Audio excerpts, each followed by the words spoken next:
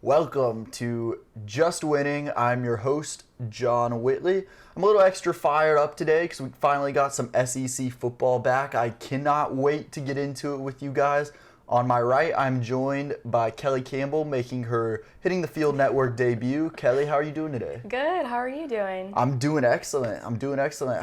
What did you think about having SEC football back this weekend? Oh, I was really excited. There was a couple of games I didn't expect, a couple performances I didn't expect. So. We'll get into that a little more in just a minute. Yeah, Let me it was great. introduce our other guest, Sam Sullivan, making his Just Winning debut. Sam, how are you doing today? I'm doing great. I'm excited to talk about SEC football, get into it, and just talk about what type of offense is good and what's not. So I literally cannot wait any longer. Let's get into our biggest upset. The champs went down week 1, Mississippi State, 44-34. Many people were shocked by this. I was very intrigued by this game coming in because I didn't know how Mike Leach's offense would look, as he hasn't quite had the chance to recruit the personnel he wants for it. And as well as KJ Costello coming from Stanford, where it was more of a ground and pound, I formation between the tackles game, coming into the air raid where he had 60-plus passing attempts.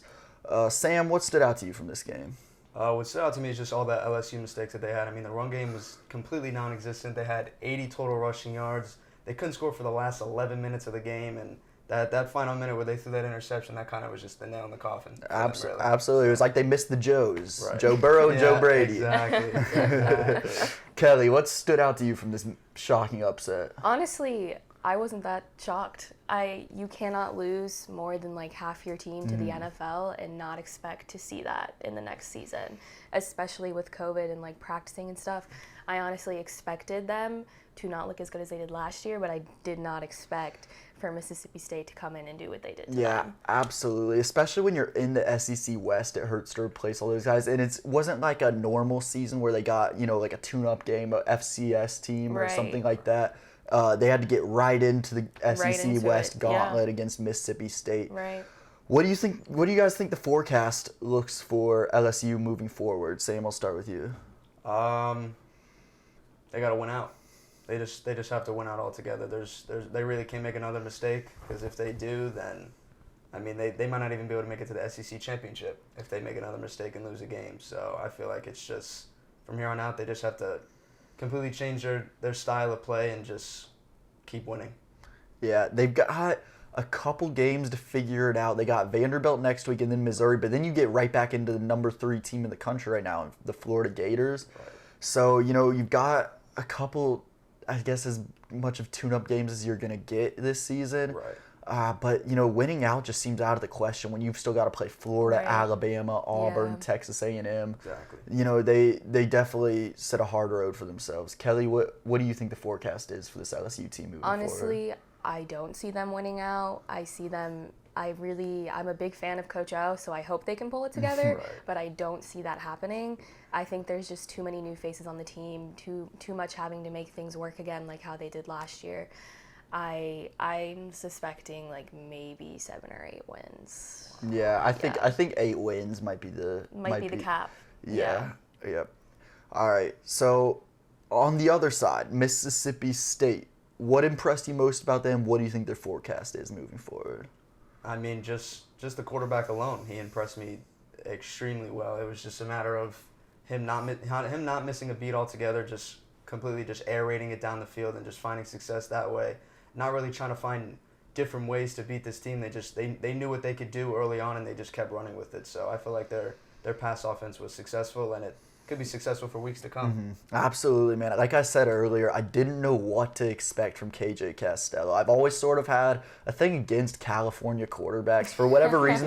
They're so highly touted coming out of high school, and they just never seem to quite deliver.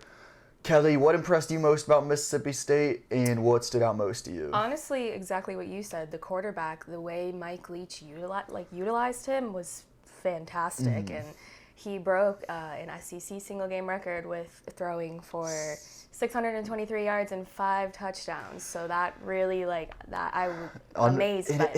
In his debut game at Mississippi State, too. Yeah. It's like, it makes you wonder, where do you see this Mississippi State team going from here? Right, especially going to the SEC and, having that amazing performance. he might have himself like a little Joe Burrow year, so I wouldn't be shocked. Well, that is certainly some big, Oh yeah, big that's a big take. expectations. That's a big take, but Well, with that take, let me ask you guys this: does Mississippi State beat Bama? It's going to be the Halloween matchup. No. She laughs as I ask that. Sam, are you so bold? I don't think it's a complete Alabama's gonna win, even though I believe they will. Yeah, it's not. I don't know. I don't see them being able to beat Alabama altogether. But I don't think it's just completely out of the question where Alabama's just gonna take over the entire game and they're not gonna be able to do anything. But yeah, I think it's gonna be a high scoring game. But yeah, Alabama's not gonna lose that one. I agree. I think I can't pick Alabama to win that game, but I will say this with certainty: they're going to be able to move the ball on that Alabama defense. They're going to for be sure. able to put up Yeah. points. Probably a game to hammer the over. Right. Let's get into our other big upset: Oklahoma, Kansas State. One I don't think any of us saw coming. Sam, what stood out to you most from this upset? Spencer Rattler, 2 first-half interceptions. He had a costly late-game interception, and then altogether the Oklahoma offense and defense got outscored 31-14 in the second half. It was just, we know that their defense is iffy over there in that conference, and they just got exposed. They got exposed altogether. So. Yeah, absolutely. Kelly, what do you think? Honestly, what surprised me the most is that Kansas State was missing a lot of their key defensive players. So I kind of expected them to struggle, and they did not miss a beat. Spencer, he threw 3 interceptions, which also shocked me. I was kind of expecting him to. He came in really hot, so I can't say like I'm surprised that he had an off game because he is a freshman. Like I'm sorry. Yeah, well, I agree. And if you take away the interceptions, he had a really good game. But those turnovers just ultimately costed them. 38-35. You take away those turnovers, they probably win by the 2 possessions at least. So. Yeah, but if you think about last year, they lost to the same team. So every year I feel like Oklahoma has that one game where they slip up where they're not supposed to. So they got it out of the way early in the season. If they regroup and try to collect themselves, I can see Oklahoma going to the playoffs like they usually do. Yeah. But they can't slip up again. And they have Iowa State, who they usually struggle with too this weekend. So it's going to be a tough back-to-back for them. Yeah, Iowa State's certainly no cupcake. Sam, how do you see the forecast for Oklahoma moving forward? I mean, like she said, if they're just able to win out, they can make it to the college football playoff. It's just that's kind of how it is for a lot of these teams this season that are within that top 5, that top 8 area. They just have to win out. They have to win out, and I feel like they're more capable of winning out than a team like LSU is. No, I absolutely agree. Of 100%. the 2, I think Oklahoma's certainly more likely to make the playoffs, and I really, really won't count out. If they beat Texas, I would say they're still one of my favorites to make the playoffs. Right. Oh, yeah, for sure. Yeah, well, the committee will be quick to excuse that game. All right, so a lot of SEC action to unpack. What other games stood out most to you guys? Kelly, I'll start with you. Honestly, just UCF looked great again. They were kind of slow to start, which worried me. I was worried, not gonna lie. But like after the second quarter, they really started looking together. They started looking like a unit again. So I was happy, and we won by a landslide. So I'll take that. I'll take that victory. So. Yeah, absolutely. I think the penalties really just killed them in the first half. Once they ironed that out, it was the UCF team we expected to see on Saturday. Right. Sam, what else stood out to you most on Saturday? I think the Auburn game against Kentucky. Kentucky. They had a nice second half rally against Kentucky to be able to win that game. I think that was huge for them because they could creep into that. Pretty sure they're just outside of the top 10 right now, or if they're inside of the top 10, either way they could still creep into that top 8 area and be able to make a run. So Absolutely. I'll tell you guys what stood out most to me was that Miami-Florida State game. Miami putting up a 50 burger. I'm scared to say it, but I think the U is back. No. They have a quarterback, they have an offense, but No. it is every time they finally make you think they're back, then they get upset and lose some game that they shouldn't. Sam, what do you think? Is Miami back? Let them play Clemson. Let them play Clemson. Then I'll let Well, you know that's a tall task. If they could hold their own against a Clemson team, because that's a game I definitely do not see Miami winning. But if they could hold their own, If they can hold their own, I think that's a very good point you make. Then they gain a lot of people's respect. But like it was said earlier, I mean, they've played Florida State. Florida State didn't even have their head coach this week because he had COVID. Mm-hmm. So he wasn't even out there with them. So it's just, yeah, I mean, they executed where they needed to execute against a team like Florida State, but yeah, let them play Clemson. I agree. My thing, I expect them to beat Florida State, of course. My thing is just putting up the 50 points, showing you De'Aaron King playing well. It's like in the past Miami teams, their offenses struggled. They haven't found that quarterback. So the fact that they have that now makes me pretty optimistic about this Miami Hurricanes team. Yeah, their receivers are also having they're doing pretty well. Right. So I wouldn't be surprised to see them do well, but I don't know if I would consider you back to like their prime early 2000s. Yeah, I don't know. Yeah. I don't know. They certainly have the talent. We'll see if they can pull it off. Mm-hmm. Let's get into next week. Some of our headliner games: Alabama, Texas A&M, UCF, Tulsa, Georgia, Auburn. Always a great game. Kelly, what are you most looking forward to? I'm most looking forward to that Georgia-Auburn game. I think that Georgia last week really surprised me by how off they looked, how they did not look. Their offense was not quite there. It was not clicking. But the same with Auburn. They didn't look like that normal powerhouse dominant Auburn that I'm used to seeing. So I think both teams are kind of having an off year. So it'll be interesting when they go together to see who is having the better year, I guess, because Georgia honestly looked so bad that I'm expecting Florida to win the SEC East this year. So okay. Well, that's also another big take. that is a tricky one. Who do you have coming out of the SEC East? As of now, Florida. I think Florida's just finding a ton of success. But Kyle Trask, Kyle Pitts, it's a dynamic duo right there. But I think that, like we were talking about the game earlier, I think that's a big game to look forward to. I mean, they were both Georgia and Auburn were second half teams last week. Just a matter of who can win the first half. If they're going to play the exact same way, whoever can win the first half wins that game. Mm-hmm. I think that's a fair game. That's a fair assumption. In that one, I'm going to go with Georgia. I think they figured it out. I saw JT Daniels is now cleared to play. It's unclear whether or not he's going to get the start, but that's a bright spot for Georgia moving forward. That is all for our college football segment. When we get back, we will have Sean Green join us, and we will get into some NFL.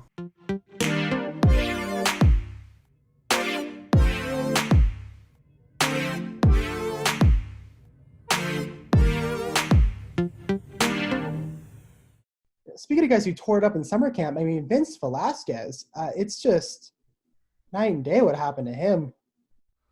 He's been probably the most frustrating player that I've had the pleasure to watch with the Phillies. And I call it a pleasure because he is fun to watch. And he's got the stuff, and you think that he's going to just put it all together, have a very good season. And he's made so many great plays. Like he threw out a guy from left field last season. Remember, he got hit in the right arm, couldn't throw, picks up left-handed, throws a bullet to first. You remember that stuff, but then you just look at the end of the season, and it was another... you see some signs that he's going to put it all together, but again, just not quite. Welcome back. It's time to get into a little NFL. I'm very excited to be joined by the host of Almost Game Day, Sean Green. Sean Green, how are you doing today? I'm doing good. I'm excited to be back after a couple weeks doing my show. It's been a little hectic, but I'm excited to talk some football on Just Winning today.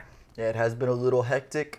Last night, there's very high expectations coming into our Monday night. Jackson versus Mahomes. It was made out to be a big rivalry, but Mahomes proved he's just head and shoulders above the rest of the young quarterbacks in the league right now. Lamar Jackson throwing for under 100 yards simply did not get it done. Sam, what stood out to you from last night? What stood out was just really that Mahomes played as expected. He's firing on all cylinders. He had 2 trick play touchdowns, one to his fullback, one to his offensive lineman, and then Lamar just played skittish altogether. Like you said, under 100 passing yards. He had 2 fumbles. They weren't connecting at all altogether. It didn't seem right. Coaching from the Ravens side of the field, Harbaugh, just none of it really seemed like it was connecting at all. Absolutely. Sean, what did you think of that game last night? I said it on my show, and I'll say it again. Everybody wants to jump on the Ravens bandwagon. They love Lamar Jackson. They love the way the offense played. But if you look at that defense, it's not as stacked as people assume. They get tired real easily, and the corners are not that great. So I picked the Chiefs to win and cover, and obviously that's what happened. And it really showed you the holes in that Ravens team.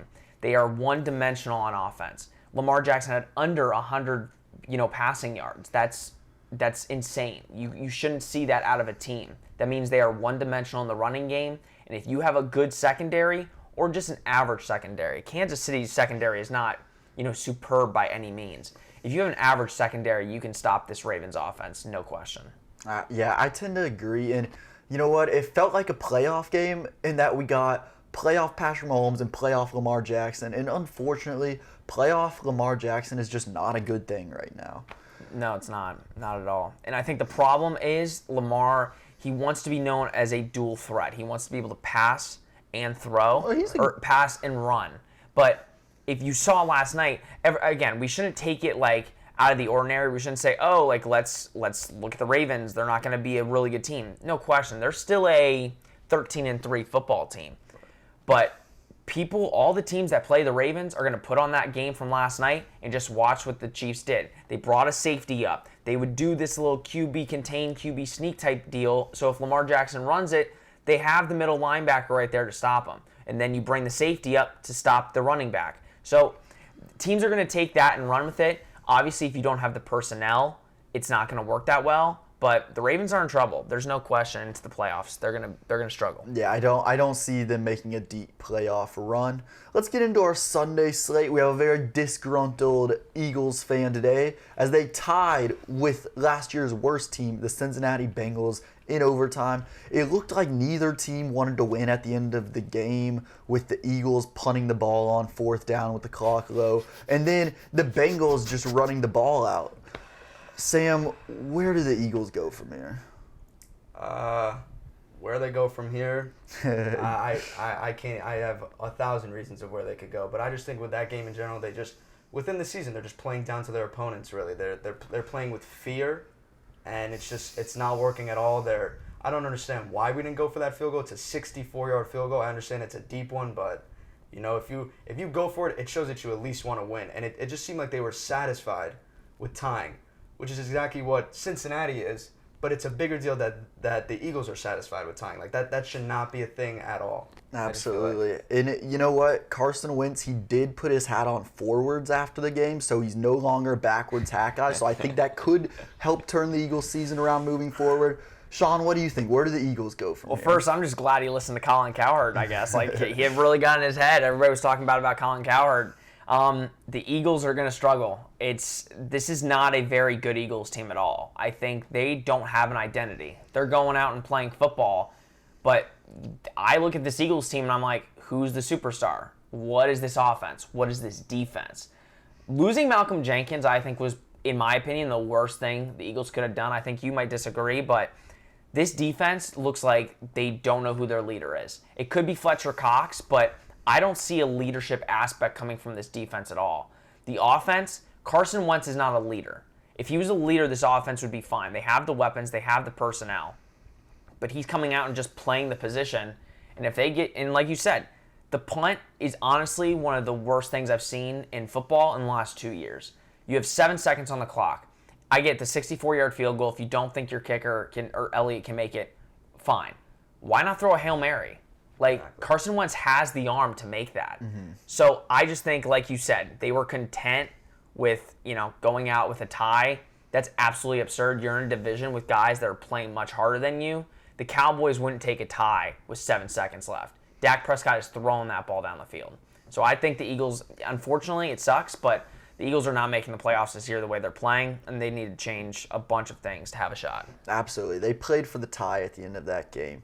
Sam, you're our Eagles expert. Let me ask you, is Carson Wentz still the guy and they need to get better players around them, or are you starting to lose your faith in Carson Wentz? Carson Wentz is a guy. There's no question. I feel like he's always going to – we've ran into injuries ever since he's been in the league when it comes to his weapons, his receivers, whatnot. We were down Alshon Jeffrey.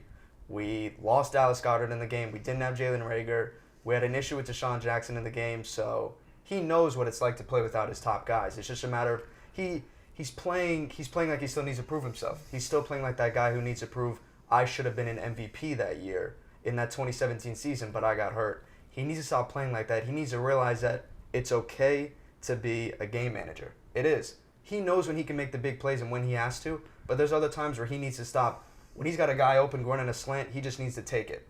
Instead of looking for, oh, maybe I got the seam coming down the field with my tight end. Let me try and launch it down there, and then it goes just 15 yards past him. It's just a matter of he needs to trust himself, because he doesn't trust anybody around him right now, and that's the first thing he needs to do is trust himself. And I think when we're moving into next week, it is a must-win game against the 49ers. Absolutely. Sunday Night Football. Absolutely. Big game. I think that's really well said. When I see Carson Wentz, I see him do a lot of special things. Right. The other guy, let's get into his old backup. Nick Foles finally replaced Mitch Trubisky after Mitch Trubisky really just played like Mitch Trubisky. They got down big to the Falcons, put Nick Foles in, and then another come from behind win against this Atlanta Falcons team. Sean, what stood out to you from this one? It honestly took him long enough. I don't know why you start Mitchell Trubisky. Like, I heard they said, oh, he looked a lot better. He looked like this put a chip on his shoulder. No, we knew this was going to happen. Trubisky's the same quarterback he's been since he entered the league. Not accurate, awry with the football, not making the right decisions, not making the right throws. He's good with his legs. That's something that Nick Foles can't say he is. But one thing that Nick Foles is accurate and smart with the football. You're not going to see Nick Foles lose the game for you. Like he said, game manager, right? It's okay to be a game manager. Nick Foles is a game manager, and it ended up winning the Philadelphia Eagles a Super Bowl by being a game manager. So I think when you look at the Chicago Bears, yes, they lost Tariq Cohen for the rest of the year. That's going to be a struggle. You still have David Montgomery. He's a stud coming out of that backfield. He can get you the yards you need. They don't have the injury problems that Philly does. They still have Allen Robinson. That's a top 15 wide receiver in the league. Easily. I think this Chicago Bears team, they're probably the worst undefeated team that we've seen. But now with Nick Foles at the helm, this team, I think if you look at their schedule, it's an 8-8 team, still with Nick Foles. I still think it's an 8-8 team, but they have the potential to go 10-6 and win a couple games that they would have no business winning with Mitchell Trubisky at quarterback. Yeah, absolutely. And I actually think from the beginning, I think they've handled their quarterback situation as good as they possibly could have, because I think you were right to give Mitch Trubisky one more chance because you invested so much in him already. And then you were able to replace him before you stacked up anything in the L column. So I think they really managed their quarterback situation as good as they could have. Sam, what do you think the forecast is for the Bears moving forward? I mean, like he said, I don't think they could be like this, amazing team that can do the best of things and they can go 12-4, 13-3. But Nick Foles is the answer. There's no question. I thought it was a great trade for the Bears to make to get him. He just wasn't fitting in Jacksonville at all. Obviously, he got injured very early on, but that to me just didn't make sense. I feel like he's in a great place now in Chicago, and yeah, I feel like he's the overall answer. When it comes to the Falcons side, I mean, it feels like that they only play 3 quarters of football in general. That's all they do, and they have a tough schedule ahead of them. The Falcons, they could be a team where we're looking at, wow, like they've only won 4 games this year. Like that. Yeah. That's what I see the Falcons looking like. But going back to the Bears, I just feel like, yeah, I mean, they're not going to be the best in teams, but they could steal one against the Packers somewhere down the line. The Bears or the Falcons? Bears. The Bears can steal one. As far as the Falcons, they've got the Packers next week. So as a Packers guy, I hope the Falcons jump out to a big lead. Blowing another big lead 2 weeks in a row. Sean, how do you stop the bleeding for this Falcons team? I don't know. To be honest, it just irks me to my core. I bet on them every week, and it's a problem. I need to go to counseling for it. I bet on the Falcons every week. And it brings me great joy for, 45 minutes of the game. I'm like, oh my God, this is the week. This is the week the Falcons are going to get me a win. And then it ends up that they give me a loss because they blow a fourth quarter lead. The Bills almost blew a fourth quarter lead last year, 28-3, or last week. I was going to be excited about that, but the Falcons have a problem. I don't know if it's coaching. I assume it is coaching. Dan Quinn came out the other day and said something like, oh, it takes 2 to tango. It's like the players and the coaches. Absolutely not. You give the players the plays. It seems like this isn't a problem for any other NFL team. You're up 26-10 with, 48 or 12 minutes, 15 minutes to go, and you completely blow it. I don't understand. I just don't get it. You had a big lead on the Cowboys. You let that slip. It almost seems like, again, we keep talking about game manager. The Falcons look like they're managing the game when they should not be managing it. They're thinking, oh, we got this game won with about, 15 minutes left. And it ends up hurting them in the long run because there's a bunch more time left on the clock and the teams are not stopping. So I think Dan Quinn needs to be fired. You need to get a guy in there that's going to tell these guys, you need to play a full 60 and not play 45. Absolutely. Hopefully get somebody in there who can kind of revamp this offense. I think having a defensive head coach in today's NFL can create a lot of problems because, they had their guy in Kyle Shanahan and were set up really nicely, but then, that offensive coordinator does well. He's getting a head job somewhere. The right defensive, you can get a defensive coach. It needs to be the right defensive coach. Bill Belichick is a defensive coach. Dan Quinn was a good coach to start. I feel like he's just gotten very complacent with his game managing. He wants to win so bad that if he's up by 16, he puts his foot off the brake and hopes that his defense can help them. His defense is not good. So that's the problem with the Falcons. They're going to be a mediocre team this year. Everybody loves them. But this is a team that this is going to be the Falcons. You're going to see this. I promise you'll see this one more time this year. They're going to have a lead, and they're going to give it up. It's just going to happen. Absolutely. Let's get into next week's slate of games. Sam, which game are you most looking forward to? Me personally, like I said earlier, I'm looking forward to that Eagles 49ers Sunday Night Football game. But I think another one is Kansas City against New England. I think that's a test for both teams. I think it could be a great game. We thought that this game, the Ravens against the 49ers, was supposed to be that big game of the year. I think this has taken that place, this game this week, and I think that's going to be a big game of the week for both of these quarterbacks to really show, Cam Newton's proving himself, obviously, and then Patrick Mahomes, he's still got a bit of an issue with New England. Even though it's a completely new team now, I feel like he's still got something to prove there. Yeah, absolutely. I really can't wait for that game. Sean, I know you can't either. Give us one reason why the Patriots are going to win this game. Cam Newton. Let's be real here. They beat the Patriots last year, even though they should have won. They called a N'Keal Harry touchdown, not a touchdown. I'm not going to, get into that. But it's going to be Cam Newton. Listen, the Chiefs have planned for Tom Brady the last couple years. Cam Newton's a whole other aspect. He's a lot like Lamar Jackson, but can throw the ball a lot better, and you can see it. The Chiefs are going to have problems with the Patriots. You'll see it Sunday night. The defense is way better than the Ravens. This is a potential loss for Kansas City. I know, don't take it from the Patriots fan, but this is a potential loss for Kansas City, no question. Nah, it's definitely a potential loss. Anytime you've got Bill Belichick on the other sideline, it's certainly a potential loss. Let's get into our other big game of the week, Steelers-Titans, two undefeated teams. The steel curtain of the Pittsburgh Steelers versus Derrick Henry in that run game of the Tennessee Titans. Sam, who do you have in this one? I like the Titans in this one. I really do. I feel like if you can make it work with Derrick Henry and let the Pittsburgh defense just keep on biting with that run, and then you get Ryan Tannehill on these play action rollouts like he was doing last week against Minnesota. I think you can find success altogether. I feel like they could do some great things. And I feel like it's going to be a close one, no question about it, but I see the Titans taking this one. Interesting. I actually have the Pittsburgh Steelers. I think Ben is revamped, and the defense is picking up right where they left off last season. And frankly, I just don't see Tennessee having the offensive firepower to keep up. Sean, who do you have in this one? Yeah, I agree. I think I'm going Steelers too. Do you know the spread of the game? I have it right I here. need the spread. So if you watch I need to know the spread so I can give you two picks. I still would go Steelers regardless. I think it's probably small. I think it's maybe 1.5, I would assume, or 1. They're both two, undefeated teams. Only problem I have with the Titans, and here's my thing. They always play from behind. They always have a really close game. I think with the Steelers, you can't do that. That defense is serious, and I don't know. Now, Grant, I'm going to say this. I don't know if any players were infected, but it came out today that 8 people out of the Titans were positive for COVID. I don't know if that's staff members, but they are working from home today. I don't know if any players were infected. If so, that's a potential problem. I'm going to go Steelers. They look, even though I still don't have an identity for the Steelers yet, I still don't really know who they are. The offense isn't superb, but that defense is serious. I think the defense is better than the Titans' defense. So I'm going to go Steelers here regardless. Okay, spread is Steelers -2.5. Frankly, I can't bet on this game because you could tell me 20 different outcomes and I would believe all of them in a game like this.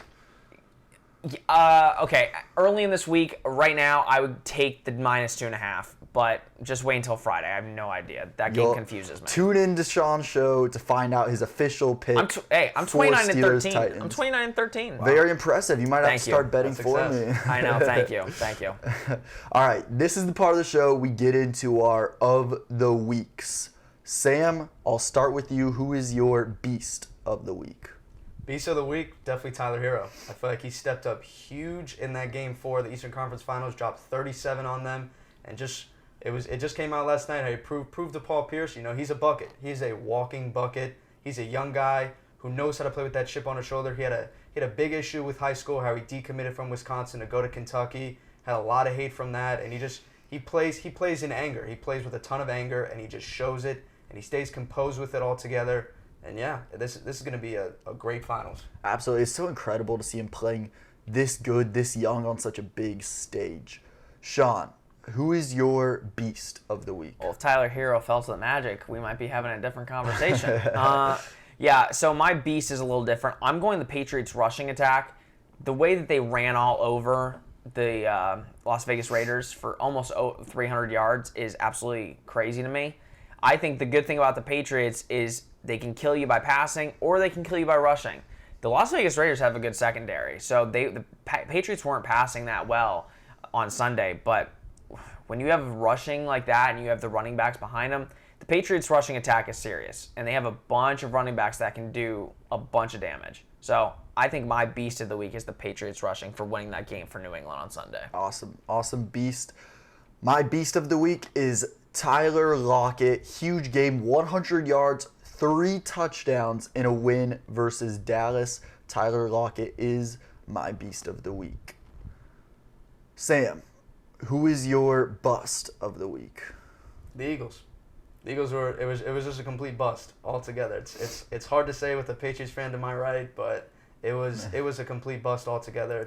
It was not working at all. Like I said, they're just completely playing down to their opponents, and it's just not working. It's really just not working altogether. They have not found their identity. We had that problem last year with them not finding their identity. They don't find it until the last 5 games of the season. That's not going to work now. It's just not going to work altogether. We have to find something. We need to be able to trust in Miles Sanders more. We need to be able to, Carson Wentz needs to be able to be that game manager, like I said earlier, that he should be in a lot of these situations. And yeah, it's not looking good Absolutely. right now. I think they've been the absolute bust of the whole NFL season. Sean, who is your bust of the week? I don't even really need to talk about it that much. The Atlanta Falcons, I despise you guys. That's pretty much it. You're my bust. Please don't blow another lead. I will not bet on you for another 3 weeks. And that's pretty much it. The Falcons are my bust. Let's move on. My bust of the week is Spencer Rattler. He came into this week, That's a good pick. the Heisman favorite, throws 3 interceptions in a loss to Kansas State, a team they had no business losing to. Spencer Rattler, you are my bust of the week. Freshman mistakes. Freshman mistakes. Very true. Sam, who is your best of the week? Seattle offense. Like you said with Tyler Lockett just being successful, I mean, Russell Wilson is cooking on all cylinders, no question about it. He had 5 touchdowns last week, 130 passer rating. I mean, he's got over 65% completion percentage. He's showing that, in my opinion, he is the best quarterback in this league. He is the best quarterback in this league. I just feel like he's consistently doing it every year. He's always been above 500 with his team, and he's proving it once again. Absolutely. Seattle's certainly a team I wouldn't want to play on Sundays. Sean, who is your best of the week? If only he had a defense. I'm going to go Miami Heat. I thought they had no business being in the Eastern Conference Finals. I thought the Celtics were the much better team. But they came out and showed out, and they proved me wrong. Now, granted, I don't think they have any chance in the finals, and they're probably going to get beat like 4-1 or something. But again, they can prove me wrong. They're that good of a team. They don't have a superstar. You could say Jimmy Butler, but I wouldn't say he's a superstar. They don't have one of those guys. And the fact that they play together as a team I haven't seen a team play like this since probably the '09 Magic, where yes, you have a all-star, but all of your core players around you as well are putting in just as much effort and statistical numbers. So I think my best is the Miami Heat going to the finals. No, absolutely. My best of the week is the state of Florida. We saw Miami Hurricanes put up a 50-burger. The U is back. We saw the Miami Heat win the Eastern Conference Finals. And last night, we saw the Tampa Bay Lightning win the Stanley Cup. The state of Florida is my best of the week. Okay, hold on, time out. He mentions Miami Hurricanes. Didn't mention UCF. What a traitor. Listen, No. we expect UCF to get the win against East Carolina. We did not expect the U to have an offense this year. The U is back. We didn't expect the U to beat Florida State. Listen, I didn't expect them to put up 50 points. I expect them to beat Florida State. You know better, John. You know better. You know better. You know better, Sean. The U is back. Oh my God. Okay. Wow. Tune in to Sean's show Friday for more of his betting lines. It has been a pleasure bringing you your sports for the day. Thank you very much. Have a great week.